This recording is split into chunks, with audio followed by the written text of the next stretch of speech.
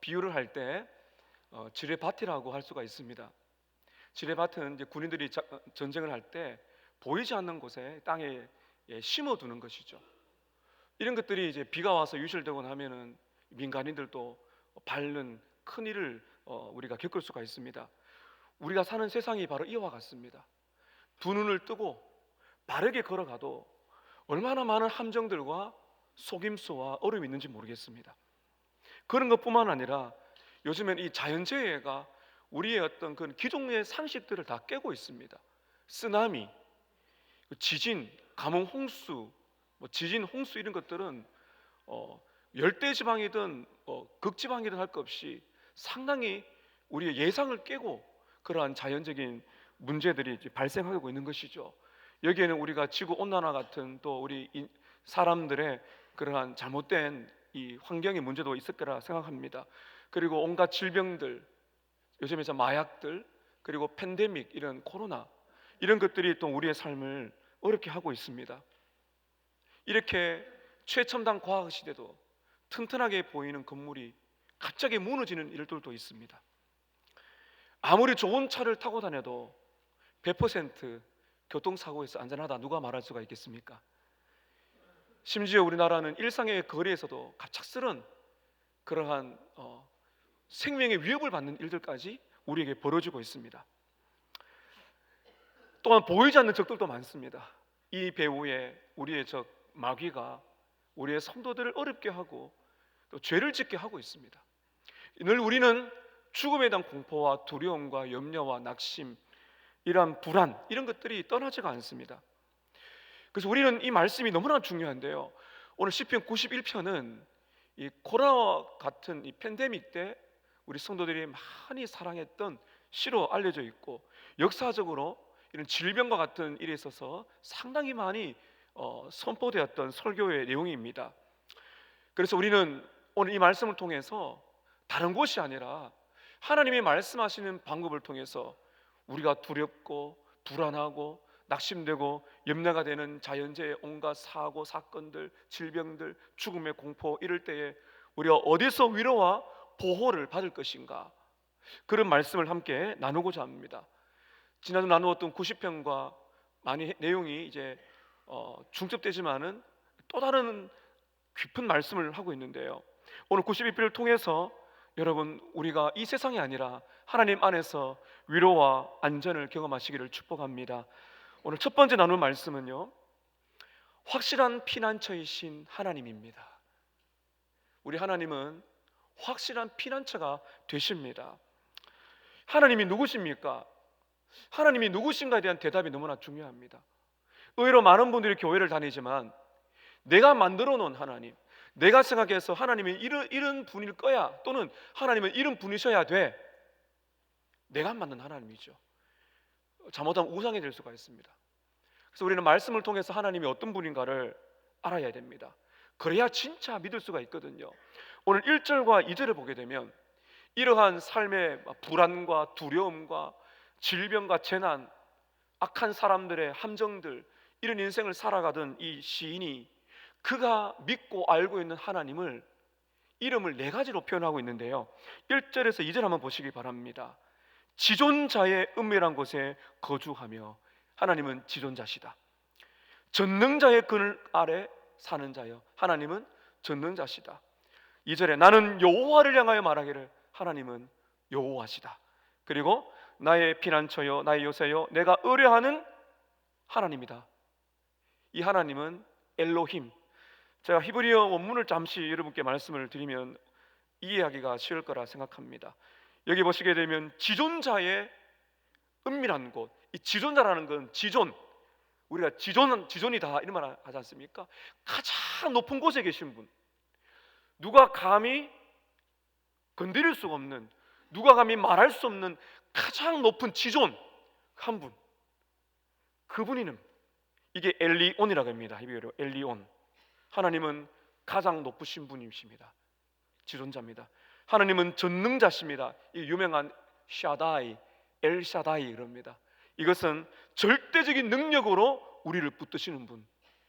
이게 지금 시인이 말하고 있는, 그냥 하나님 믿어요, 그게 아니에요. 하나님은 지존자십니다. 하나님은 전능자십니다. 샤다이. 세 번째는 무엇입니까? 하나님은 여호와십니다. 하나님은 스스로 계신 분이십니다. 하나님은 영원하신 분이십니다. 변치 않는 분이십니다.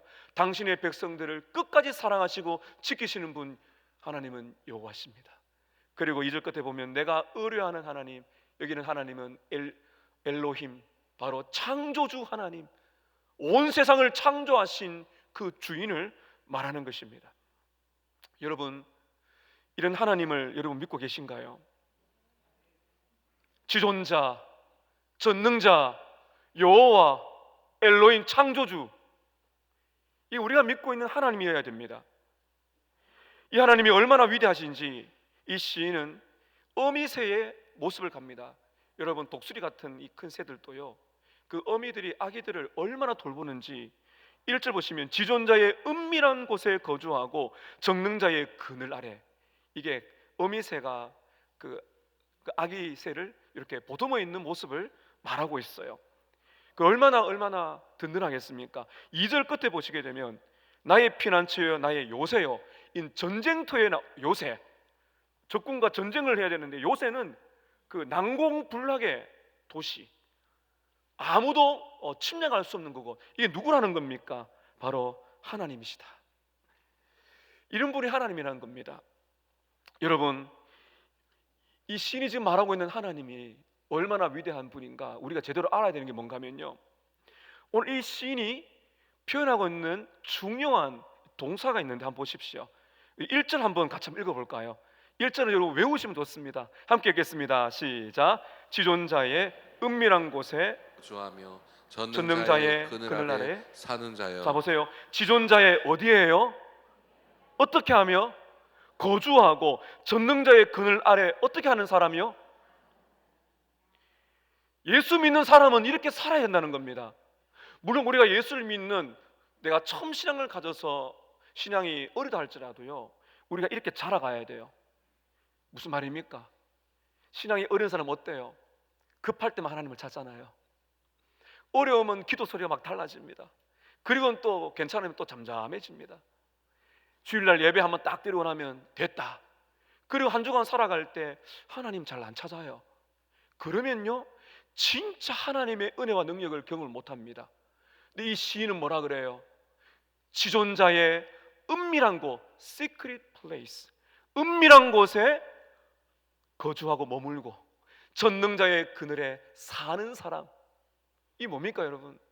급할 때만, 필요할 때만 기도하는 사람이 아니고요, 꾸준하게 하나님을 찾고 하나님과 동행하고 하나님께 예배드리기를 사모하는 사람, 이 사람을 말하는 것입니다. 은밀한 곳은 무엇입니까? 여러분, 지존자의 은밀한 곳 보세요. 그 철벽 그 위에 독수리가 새끼를 딱 품고 있어요. 생각해 보세요. 그 새의 제왕인 독수리야, 누가 거기를 여러분 독수리를 찾아오겠어요? 하물며 하나님께서요 지존하신데 우리가 찾는 곳은 은밀한 곳입니다. 그게 무엇입니까? 하나님과 독대하는 것. 나의 눈물을 아시는 주님, 나의 고통을 아시는 주님, 하나님께 내 마음을 집중해서 그 비밀스러운 곳이 있다는 거죠. 이게 독대한다는 겁니다. 그게 언제예요? 이게 예배가 되어야 됩니다. 많은 사람이 함께 모여 있지만 예배 드릴 때는 하나님이 나라 독대하는 시간이에요. 물론 함께 은혜를 받지만은 그런 마음으로 내가 은밀한 곳에 주님만이 주실 수 있는 그 은혜를 내가 받고자 예배 시간입니다. 여러분이 기도하시는 가정에도 그렇습니다. 여러분이 기도하시는 일터에 은밀한 곳이 있어야 됩니다. 하나님과 만나는 그 독대하는 시간. 여러분, 그래서 이걸 아는 사람은요 기도하는 걸 알아요. 힘들 때 하나님 앞에 나와 기도하고, 교회 나와서 기도하고, 아니면 직장이나 집에서 혼자 기도하는 걸 압니다. 지존자의 은밀한 곳에 거하고, 그 다음에 전능자 엘샤다이, 그 절대적인 능력으로 보호하시는 하나님의 그늘, 그 그늘에 가야 되잖아요. 다 쓰러져 가는 나무, 그 그늘에 있을 수가 없어요. 하나님을 절대 자십니다. 그분의 이 날개 아래, 그 그늘에 내가 쉴 때, 여러분, 그것이 바로 사는 사람, 전능자의 그늘 아래 사는 사람. 다시 한번 여러분께 말씀드리고 싶습니다. 어떤 마음으로 예배에 오셨습니까? 언제 하나님을 찾으십니까? 언제 주님 이름을 부르십니까? 가끔씩요, 생각날 때요. 그러면 진짜 주님 만날 수 없습니다. 지존자의 그 은밀한 곳에 머물고 좀 머무셔야 돼요. 예배 끝나고는 빨리 집에 돌아가셔서 딴 거 하기 바쁘시지 않습니까? 예배 시간 1시간 좀 더 길어지면 불안하지 하시면 안 돼요. 여러분, 예배 시간 1시간이 그게 긴 시간이 아니에요. 우리의 마음 자세가 하나님 어떻게 더 만날 수 있을까요? 이게 여러분 중요한 것입니다. 내 영혼이 쉴 곳이 어디일까요? 잠깐 지나가는 썬데이 신자하면 안 됩니다. 그 잠깐 된 1시간에 예배 드렸다 끝나는 게 아니에요. 우리 일주일 내내 전능자를 찾고 지존자를 찾아서 내 마음이 불안할 때마다 잠시를 기도해야 돼요. 그래, 어떻게 하면 자꾸 하나님과 이게 만나야 됩니다. 자꾸 하나님 그렇게 말씀 읽고 기도하는 그거지 않습니까? 예배의 자리.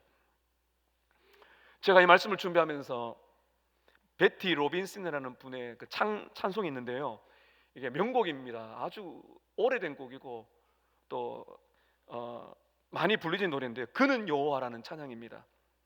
그는 여호와 창조의 하나님, 그는 여호와 전능의 하나님, 길라스의 향료여 반석의 하나님, 그는 여호와 치료의 하나님, 지존의 하나님, 아브라함의 하나님, 여호와 샬롬 평강의 하나님, 이스라엘 하나님, 영원한 하나님, 그는 여호와 치료의 하나님, 여호와 이레, 그는 나의 공급자, 구원의 하나님, 구주의 하나님, 아들을 보내어 그를 증거하셨네, 그는 여호와 치료의 하나님.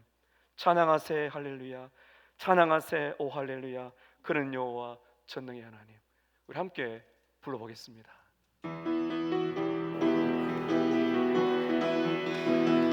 힘차게 부르셔야 됩니다.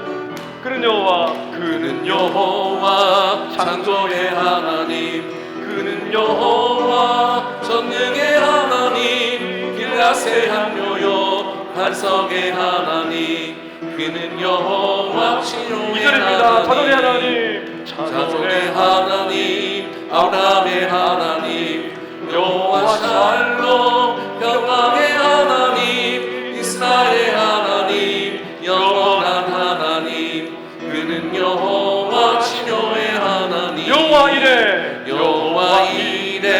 그는 나의 공급자, 구원의 하나님, 구주의 하나님, 아들을 보내어 그를 증거하셨네, 그는 여호와 치료의 하나님. 찬양하세 할렐루야, 찬양하세 할렐루야, 찬양하세 오 할렐루야, 그는 여호와 전능의 하나님, 그는 여호와 치료의 하나님. 찬양하세 할렐루야, 찬양하세 오 할렐루야, 그는 여호와 전능의 하나님, 그는 여호와 치료의 하나님.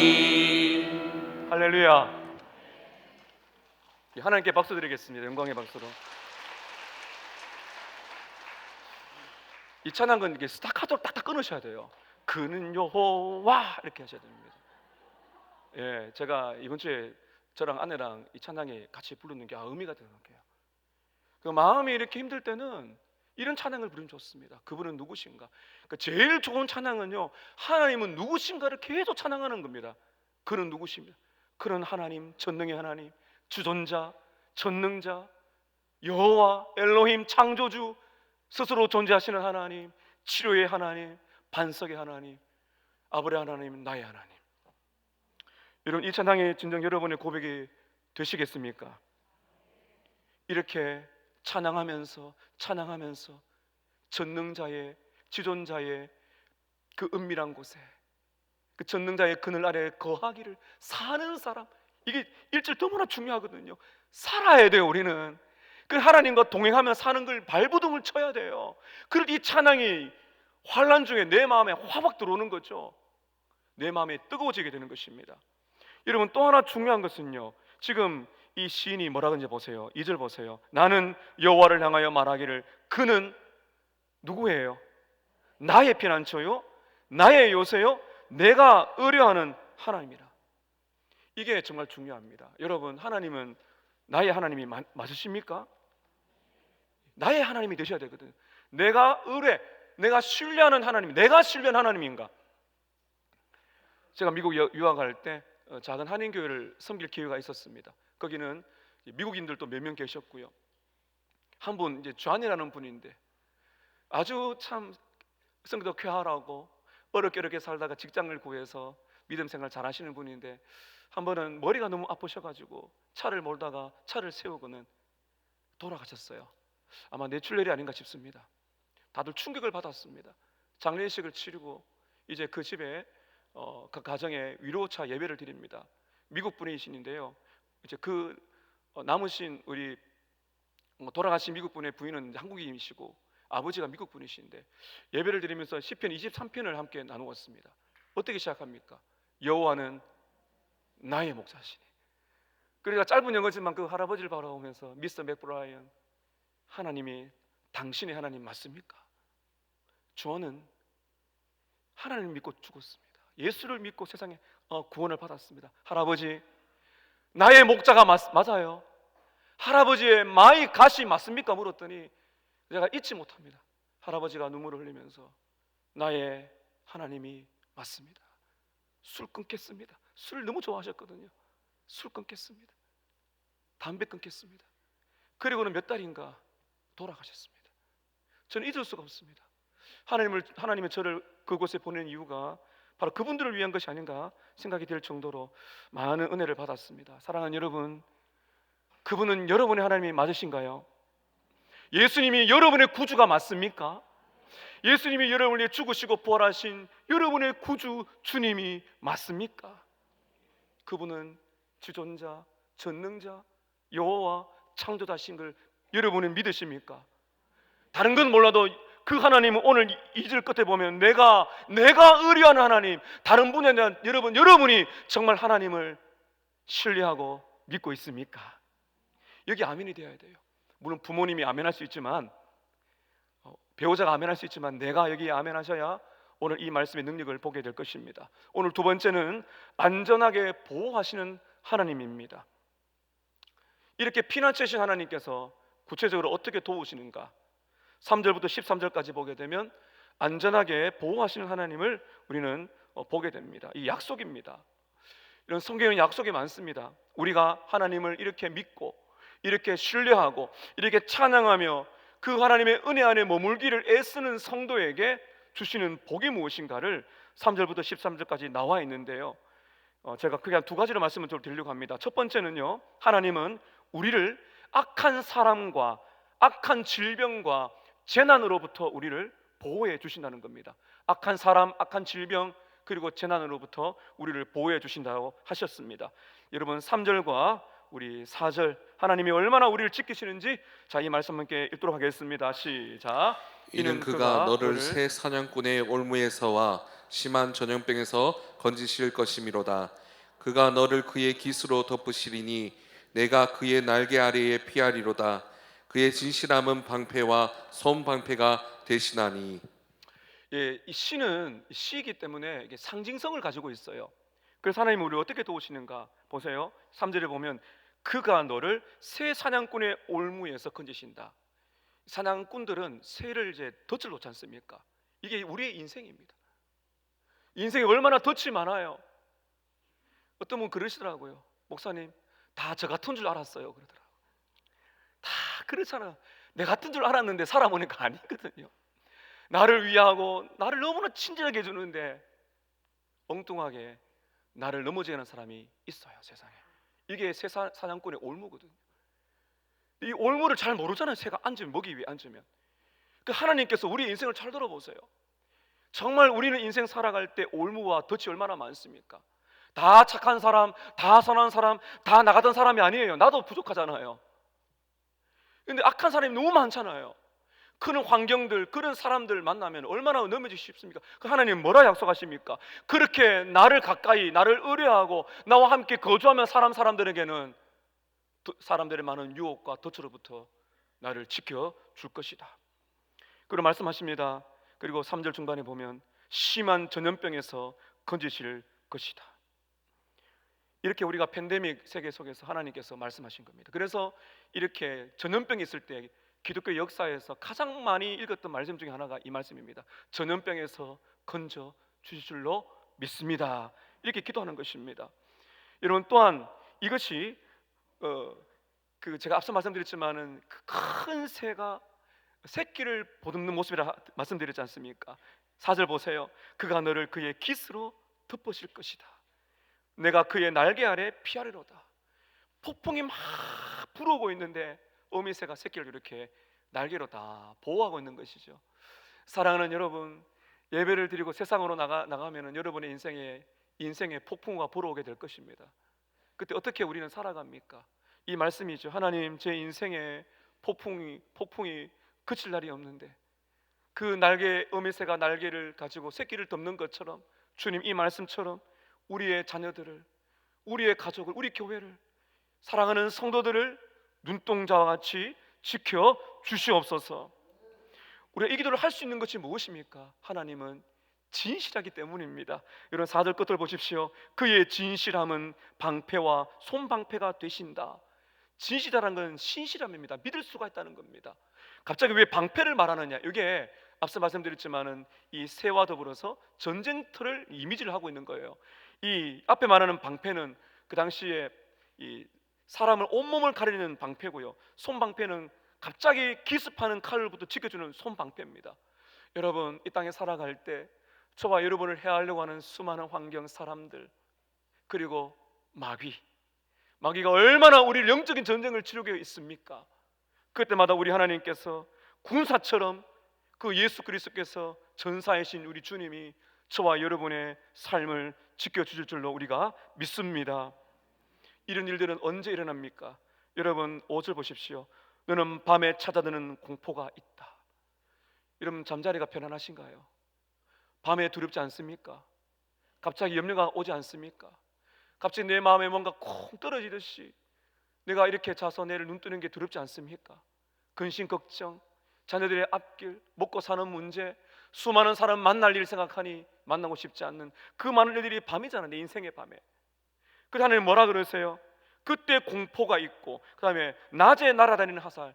낮에는 좀 편하가 싶었더니 화살이 날아다닙니다. 이게 이제 에베소 6장에 보면은 사탄이 쏘는 화살, 그걸 방패로 막아주시는 거거든요. 우리의 마음을 상하게 만들고 우리의 자녀들을 아프게 만들고, 얼마나 여러분 보세요, 사건 사고와 그 엄청난 잔인한 일들이 우리 사회에 지금 벌어지고 있지 않습니까?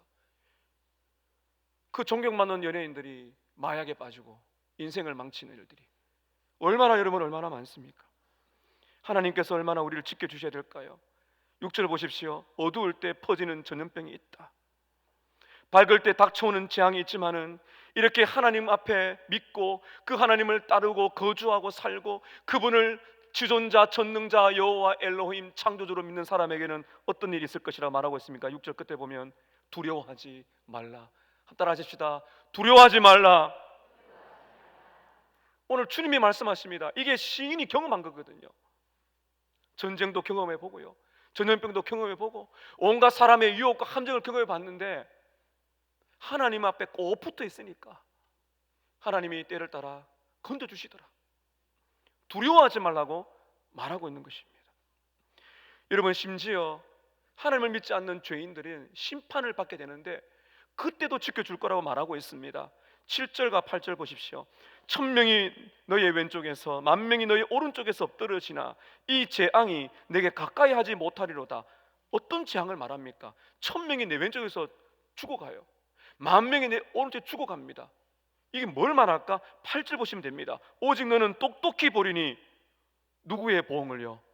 악인들의 보응을 너가 볼 것이다. 악인들의 보응, 하나님께서 이렇게 하나님을 찾지 않고 예수를 믿지 않고 자기 인생 살아가고 그렇게 살아가는 인생들은 악인들입니다. 이게 악인이라 그럽니다. 하나님을 믿지 않는 사람을 악인이라 그럽니다. 하나님은 그들을 심판할 때 너는 지켜줄 것이다. 왜 그랬습니까? 예수를 믿는 사람은 악인이지만 예수의 피로 모든 죄가 용서받는 줄로 믿습니다. 하나님 그렇게 지켜주신다고 말씀했습니다. 시인은 이렇게 말하다가 다시 한번 감격이 되어가지고요, 도대체 이런 보호를 받는 사람이 세상에 어디에 있나, 이런 위대한 하나님의 보호를 받는 사람이 누가 있나 생각하면서 다시 한번 9절과 10절에 반복하면서 이렇게 노래하고 있습니다. 9절입니다. 내가 말하기를 여호와는 나의 피난처시라 하고 지존자를 너의 거처로 삼았으므로 화가 내게 미치지 못하며 재앙이 너의 장막에 가까이 오지 못하리라. 화가 너에게 미치지 못하고 재앙이 너의 집에 가까이 오지 못하게 내가 만들어 줄 것이다. 여러분, 이 말씀이 어떻게 느껴지십니까? 우리는 하나님의 보호하심을 잘 느끼지 못하죠. 하나님은 우리 눈에 보이지 않는 분이시기 때문입니다. 그러나 이 말씀 통해 우리가 뭘 알 수가 있나요? 우리가 느끼지 못하고 우리가 보지 못할 뿐이지, 하나님께서는 이렇게 오늘 또 눈동자와 자기 눈동자와 같이 저와 여러분을 지키신 줄로 믿으시기를 바랍니다. 아침에 길을 걸어갈 때, 차를 타고 갈 때 이런 기도하시지 않습니까? 자녀들이 학교를 오가고 직장 생활하고 무슨 일을 만나지 어떻게 알겠어요? 어디서 확신을 가지겠습니까? 다들 그렇게 생각하시거든요. 나에게는 그런 일이 안 일어날 거야. 옆집 사람은 교통사고 당해도 우리 집은 그런 일이 안 일어날 거야. 막연한 기대를 가지고 살아가잖아요. 그러나 오늘 이 말씀을 잘 보세요. 막연한 기대가 아니고요, 하나님께서 밤낮으로 우리의 출입을 지키신다고 약속하고 계신 것입니다. 그거를 우리가 믿고 살아가는 거죠. 실제적으로 여러분, 이 9절과 10절의 말씀이 어려운 순간에 갑자기 회복을 경험한 분이 있습니다. 영국의 스펄전 목사님, 그때의 콜레라, 지금은 이 정도의 아니겠지만 콜레라가 영국을 뒤덮이고 있을 때 그 성도들이 죽어갔습니다. 교회에 부임한 지 1년째 안 된 바로 그때 이 젊은 나이에 이 젊은 목사님이 당황하기 시작했어요. 환우들을 신방하고 장례식을 너무 치르다 보니까 두려움이 왔더랍니다. 나도 지금 전염병에 걸린 게 아닐까, 나도 죽겠구나 하면서 집으로 돌아오는데 한 상점에 쪽지가 하나 딱 붙어 있었답니다. 그 쪽지가 이제 손으로 쓴 건데 그게 9절과 10절입니다. 내가 말하기를 여호와는 나의 피난처시라 하고 지존자를 너의 거처로 삼았으므로 화가 너에게 미치지 못하며 재앙이 너의 장막에 이르지 못할 것임이라. 이상하죠 여러분? 그냥 그 말씀을 딱 보는데 스펄전 목사님은 이렇게 말합니다. 이 말씀을 읽는 순간 내 마음의 안도감과 기쁨과 그 다음에 불멸의 기운이 느껴졌습니다. 내가 살겠구나. 기쁨과 안도감과 불멸의 기운, 차분하고 평안한 마음으로 스펄전 목사는 다시 병자들을 신방하기 시작했고 두려움이 사라지게 되면서 그는 어떤 해도 입지 않았다고 간증을 하고 있습니다. 사랑하는 여러분, 이 말씀 한 구절이 예배드리는 시간뿐만 아니라 길을 걸어갈 때도 그 말씀이 보인다면 붙드시기를 바랍니다. 불멸의 기운, 불멸의 하나님께서 주시는 그 위대한 말씀의 능력, 내가 너를 지킨다 하는 그 말씀 우리가 받는 것이죠. 이때 여러분, 많은 분들이 이 말씀 읽으면서 질문을 할 거예요. 목사님, 근데 저는 코로나 걸렸는데요, 우리 집에 병도 걸린 분이 있고 그리고 정말 억울한 일 많이 당하고, 그럼 이 말씀 하나님 안 지켜주는 거 아닙니까? 이렇게 말씀하신 분이 계십니다. 우리가 지금 새벽에 묵상하고 있는 욥기를 보세요. 마치 그렇지 않습니까? 그 욥이 왜 그런 고난을 당해야 될까요? 설명이 안 되잖아요. 근데 우리는 욥기를 읽어보면 압니다. 이게 하나님의 특별한 섭리가 있었다. 자, 그러면 오늘 이 말씀이 우리에게 뭐를 지금 말하고 있습니까? 잘 보십시오. 중요한 것이 무엇인가 하면 이 땅에 일어나는 재앙이나 재난이나 사고나 질병이나 죽음이나 전쟁이나 팬데믹이나 그 모든 것은 누구의 손에 달려있다는 거예요? 누구의 손에요? 하나님이 허락하지 아니하면 절대로 전염병이 여러분을 엄습할 수가 없습니다. 하나님이 허락하지 아니하면 어떤 재앙이 우리를 덮을 수가 없습니다. 그걸 믿으라는 것입니다. 그거를 믿고 살아가라는 거예요. 그런데 왜 고난이 오고 왜 아픔이 오고 왜 병에 걸리고 왜 코로나에 걸리고 왜 병원을 가야 될까요, 여러분? 하나님의 특별한 섭리가 있구나. 그걸 보라는 거예요. 원래 하나님의 큰 그림은요, 재앙이 다 피하는 겁니다. 사실 여러분, 우리가 살아갈 때 우리가 몰라서 그렇지 어떤 분은 그러더라고요. 속도를 쫙 내다가 낭떠러지로 딱 떨어지는 찰나에 차가 서더래요. 뒤에서 누가 꽉 잡고 느낌을 받았다고. 우리는 모르지만은 때로는 아차 싶을 때가 있잖아요. 그때 내가 재수가 좋은 게 아니에요, 여러분. 하나님이 우리를 붙들고 있는 겁니다. 저는 운전하다가 그걸 많이 느껴요. 제가 가더라도 갑자기 차가 탁 튀어나오잖아요. 그러면서 내 순발력 좋네 이러면 안 되고요. 감사합니다. 하나님 감사합니다. 이럴 때가 한두 번 아니죠. 그래서 여러분, 이게 하나님 하시는 일이에요. 그러면 왜 갑작스런 그런 아픔과 고난과 환란이 오느냐? 요거는 하나님의 특별한 섭리가 있구나. 뭔가 이거를 통해서 계획이 있구나. 요게 로마서 8장 28절이죠. 우리가 알거니와 하나님을 사랑하는 자, 곧 그의 뜻대로 부르심을 입은 자들에게는 모든 것이 합력하여 선을 이루느니라. 하나님의 특별한 목적 아래서, 섭리 안에서 환란을 주셨구나. 그렇게 생각하면 여러분, 우리는 하나님을 의심할 필요가 없습니다. 반드시 하나님이 가장 선한 길로 인도하실 것이다. 그걸 우리가 믿는 거죠. 여러분, 뿐만 아니고요, 하나님은 초자연적인 방법으로 돌보십니다. 깜짝 놀라실 겁니다. 11절 한번 보십시오. 한번 읽어볼까요? 11절 시작. 그가 너를 위하여 그의 천사들을 명령하사 내 모든 길에서 너를 지키게 하심이라. 하나님은 우리를 위하여 누구를 보내신다고요? 천사를 보내신다는 겁니다. 여러분, 이게 그냥 소설이 아니고요, 히브리서 1장 14절에 보면 이렇게 말합니다. 모든 천사들은 섬기는 영으로서 구원받을 상속자들을 위하여 섬기라고 보내심이 아니냐. 눈에 보이지 않는 영적인 존재 천사가 있습니다. 그 천사가 하나님의 명령을 받고 성도들을 지켜준다고 말을 하고 있습니다. 구약 성경에 보면 우리는 많이 봅니다. 엘리사라는 선지자가 종과 함께 사마리아 성에 있는데 적군이 뺑 둘러쌌어요. 적군이 포위했습니다. 그 종이 막 두려워서 벌벌 떨 때 엘리사가 기도하죠. 하나님, 눈을 열어 보게 해주십시오 했더니 불말과 불병거가 천사가요, 엘리사를 둘러싸고 있는 거죠. 우리가 육신의 눈으로 보지 못할 뿐이지 예수 그리스도를 믿는 하나님의 자녀들은 믿으셔야 됩니다. 천사가 우리를 보호하고 있다는 것을 믿으시기를 바랍니다. 예수님께서도 경험하셨죠.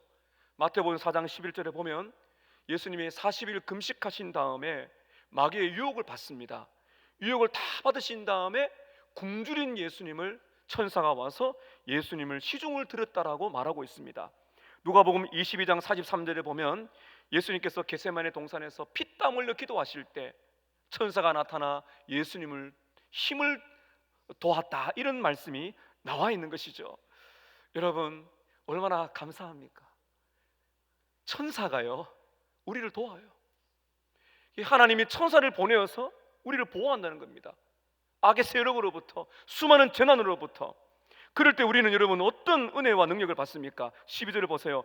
그들이 그들의 손으로 너를 붙들어 발에 볼에 부딪히지 아니하게 하리로다. 13절에 내가 사자와 독사를 밟으며 젊은 사자와 뱀을 발로 누리리로다. 이것은 상징을 말하지 않습니까? 손으로 천사가 우리의 발을 붙들어 돌에 부딪히지 않도록 한다. 그만큼 우리를 보호한다는 것이고, 14절 보면 사자와 독사는 바로 마귀를 말하는 것이고 악한 세력을 말하는 것입니다. 바로 그들을 우리가 이겨낼 것이라고 말씀하고 계신 것입니다. 여기 11절 12절의 이 말씀은요, 마태복음 4장에 보면 마귀가 예수님을 유혹할 때 썼던 겁니다. 예수님을 성전 꼭대기로 데려가서 뛰어내려 봐라. 그러면서 이 말씀을 가지고 있거든요. 11절에 천사들을 명령하여 너를 지키게 할 거다. 예수님 뛰어내리면 천사가 날아와 발을 붙들어 줄 거다. 12절에 말하지 않습니까? 이걸 가지고 말하니까 예수님 뭐라 그랬어요? 사탄아, 하나님을 시험하지 마라. 마귀가 놓친 게 무엇인가 하면은 11절을 보세요. 그가 너를 위하여 그의 천사들을 명령하사, 그 다음 보십시오. 한번 따라하십시다. 너의 모든 길에서, 나의 모든 길에서 나를 지켜줄 것이다. 일상의 삶을 말합니다. 예수님은 뛰어내릴 수 있지만 뛰어내려 가지고 사람들이 박수 치면서 와, 우리 예수님 대단하네, 이걸 보여주라는 거거든요. 여러분, 이 말씀 그대로 가져와 가지고 빌딩으로 올라가시면 안 됩니다. 뛰어내리면 다리 부러집니다. 지금 뭘 말하고 있는 거예요? 일상의 모든 삶 속에서 하나님을 시험하지 말라는 거죠. 안 가도 되는 위험한 길을 들어가서 하나님 저를 도와주신 거 한번 보겠습니다, 그렇게 하지 말라는 거예요. 그러나 어쩔 수 없는 상황 속에서 내가 믿음을 발휘해야 될 모험의 순간에 오면은 믿으라는 겁니다. 기가 막힌 웅덩이에서 우리를 건져주시고 막혀있는 그런 모든 사망의 담 속에서 하나님이 살 길을 열어주실 줄로 믿습니다. 이것이 하나님의 약속입니다. 천사를 보내어 우리를 인도하신다, 보호하신다. 너의 가는 모든 길에 하나님이 보호하신다. 오늘 마지막 세 번째, 약속을 주시는 하나님입니다. 오늘 시인은 마지막 14절, 15, 16절에서 그 하나님에 대한 감격을 하나님이 1인칭으로 표현하고 있어요. 자, 한번 보실까요? 약속을 주신 하나님. 14, 15, 16절 우리 함께 읽도록 하겠습니다. 시작. 하나님이 이르시되 그가 나를 사랑한즉 내가 그를 건지리라. 그가 내 이름을 안즉 내가 그를 높이리라. 그가 내게 간구하리니 내가 그에게 응답하리라. 그들이 환난 당할 때에 내가 그와 함께하여 그를 건지고 영화롭게 하리라. 내가 그를 장수하게 함으로 그를 만족하게 하며 나의 구원을 그에게 보이리라 하시도다. 하나님의 약속이면 하나님의 맹세입니다. 1인칭으로 하나님 말씀하지 않습니까? 하나님이 이르시되 그가 나를 사랑한지 내가 그를 건지리라. 이보다 확실한 보증이 어디 있겠어요?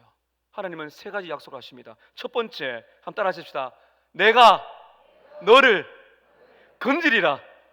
14절입니다. 하나님이 이르시되 그가 나를 사랑한즉 내가 그를 건지리라. 여러분, 어떤 사람을 하나님이 건진다 말씀하세요? 그가 나를 사랑한즉. 예수를 믿는 사람은 예수를 사랑하는 사람입니다. 여기 말하는 사랑한다는 말은요, 이런 의미라고 원문에 나와 있어요. 사랑으로 내게 매달려 있는 사람은 내가 건진다. 무슨 말입니까, 여러분? 어렵고 힘들 때 예수님께 꼭 붙어 있으라는 거거든요. 예수님께 꼭 붙어서 주님 사랑합니다, 도와주세요.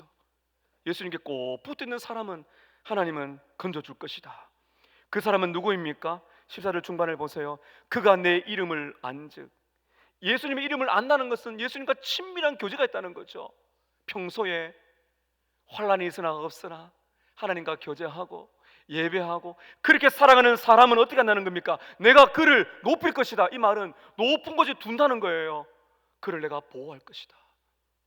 내가 너를 건질 것이다. 두 번째 주님의 약속입니다. 따라하십시다. 내가 너에게 응답할 것이다. 15절입니다. 그가 내게 간구하리니 내가 그에게 응답하리라.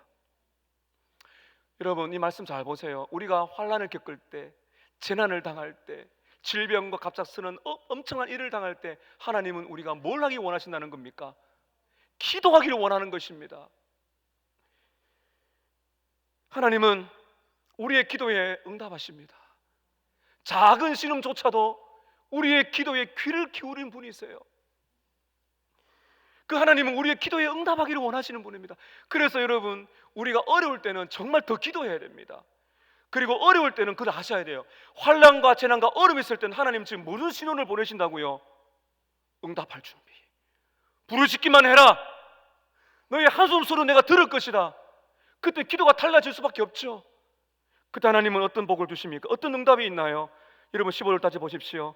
그가 내게 간구하리니 내가 그에게 응답하리라. 그들이 환난을 당할 때에 응답이 무엇입니까? 내가 그와 함께 하리라. 이게 하나님 지존자의 은밀한 곳, 적는 자의 그늘. 아, 주님이 나의 가까이 계시구나. 그를 건지고 영화롭게 하리라. 그를 존귀하게 만들어 줄 것이다. 하나님의 약속은 무엇입니까? 내가 너를 건질 것이고 내가 너희가 기도할 때 내가 응답할 거라고 말하고 있는 것입니다. 그리고 환난을 겪을 때 견딜 힘을 주셔서 함께 하시는 그거거든요. 견딜 힘을 주셔서 환난을 이겨내게 만들어 줄 것이다.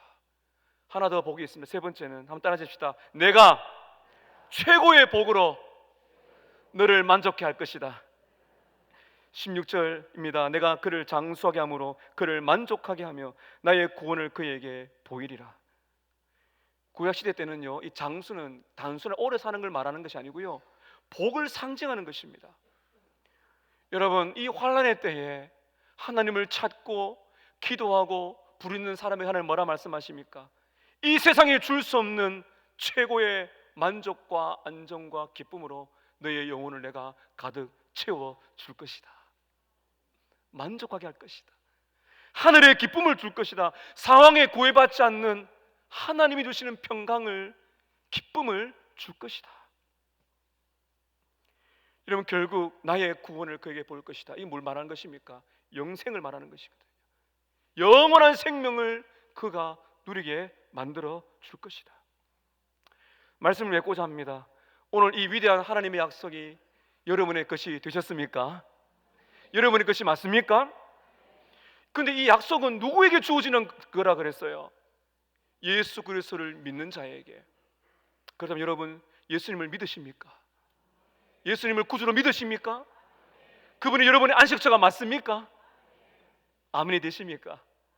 그렇다면 여러분, 한 걸음 더 나아가야 됩니다. 아멘하고 끝내시면 안 되고요, 이걸 기억하세요. 지존자의 은밀한 곳에 거하고 전능자의 그늘에 살아야 됩니다. 여러분, 그저 왔다 갔다가 아니고 잠시 왔다 갔다 하는 것이 아니고 매일매일마다 하나님의 그늘 아래 거하시기를 바랍니다. 전능자의 그늘, 내 마음이 곤고하고 어렵고 낙심되고 눈물이 바다가 되고 질병 때문에, 두려움 때문에, 사건 사고 때문에, 죽음 때문에 두려워할 때, 위로할 자가 없고 눈물을 닦아낼 자가 없을 때 내가 찾아야 될 전능자의 그늘, 지존자의 은밀한 곳이 어디입니까? 어디입니까 여러분? 바로 우리 예수님의 십자가입니다. 그 십자가 아래 거하세요. 주님의 십자가를 묵상하세요. 그가 나를 위해 죽으셨고 부활하셔서 살아계셔서 나와 함께 하시고 영원히 동행하시는 바로 십자가가 지존자의 은밀한 곳이고 전능자의 그늘입니다. 그렇게 살아가시는 저와 여러분 되시기를 주님의 이름으로 축복합니다. 기도하겠습니다.